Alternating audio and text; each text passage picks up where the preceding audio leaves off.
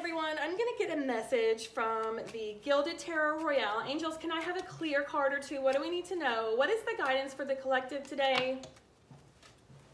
Well, let me get this. It fell on the floor.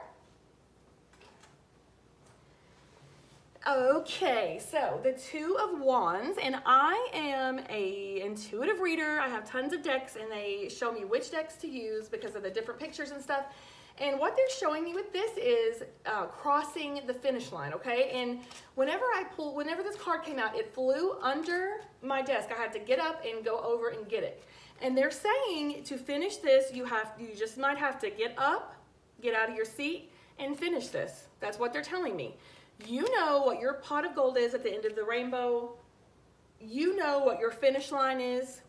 And it looks like you've been on a long journey here. You have reached almost, you can see your finish line right there. See the sun coming down on that stag or the buck or whatever that is there. You know, it's like you're almost there. It's like you have done the work and you're like, is this really the finish line?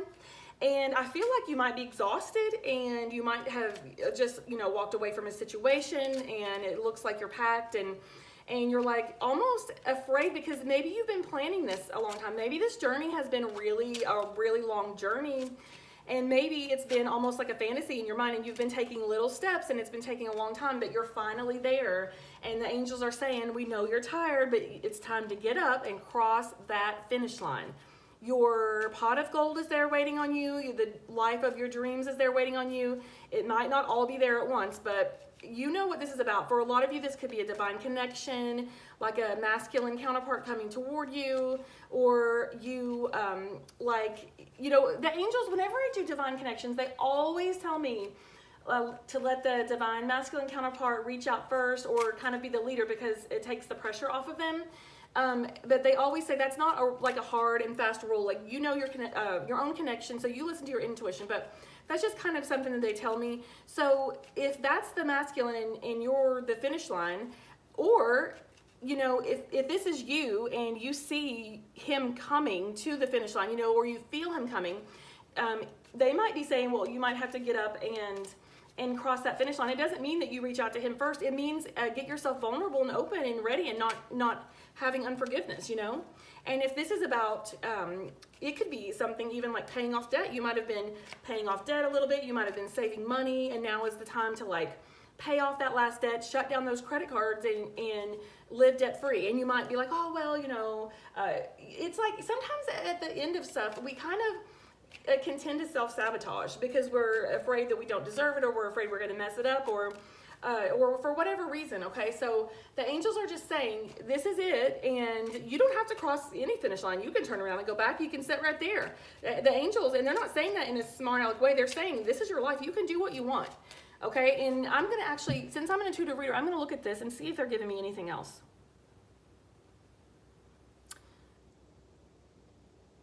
They're showing me the squirrel. They always show me the squirrel as gathering information. And I feel like whatever this is, you've been gathering information to make it successful. They're showing me information, like if you were packed with information. Like I said, if it's a love thing, if it's a divine connection, you could have been researching that or how to communicate. If it's, something about maybe investing, you could have been studying that. You could be in college, or like me, I'm doing a certification to be a self-love coach right now, and well, I'm not crossing the finish line or anything like that yet, but I'm giving this as an example. You could be doing something like that. You could have just left a marriage and you could be moving. You could be about to sign papers on a house. You're the one that knows what this means for you. This is a collective angel message, so it's also timeless, and the angels always tell me they will lead the right people to my channel, to the right videos at the right time, okay?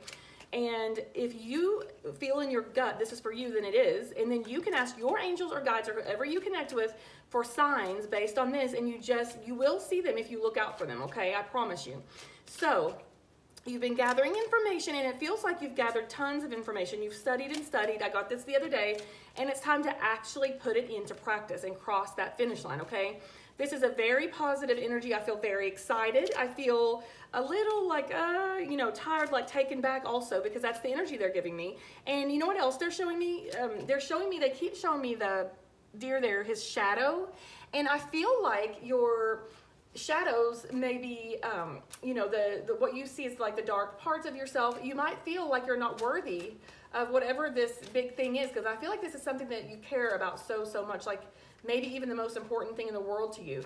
And you might think, because of your shadows, you know, maybe I don't deserve this, or maybe I won't be successful at this. That's what they're telling me. And the angels are saying, and I just look on my shorts from something I posted yesterday. The angels are saying, if you eliminated your shadows or your demons, you would eliminate all of the beautiful, wonderful things about you. Because usually, whatever awesome things you have, sometimes your demons or your shadows are the other side of that, you know? And so they're saying, you don't have to worry about this. Even your shadows or your dark parts or whatever you think that you don't like about yourself, that, if you're going, I'll tell you right now, if you're going toward a divine connection, that's probably like one of their favorite things. Like, honestly, it's not, divine connections are not the same as like karmic connections or anything like that. And only you know if you're in a divine connection, obviously. So I will never condone any kind of abusive behavior, ever. And you're the only one that knows the difference. But I will say right now, no matter how, I don't care what anybody says, the angels tell me that not everyone is in a divine connection.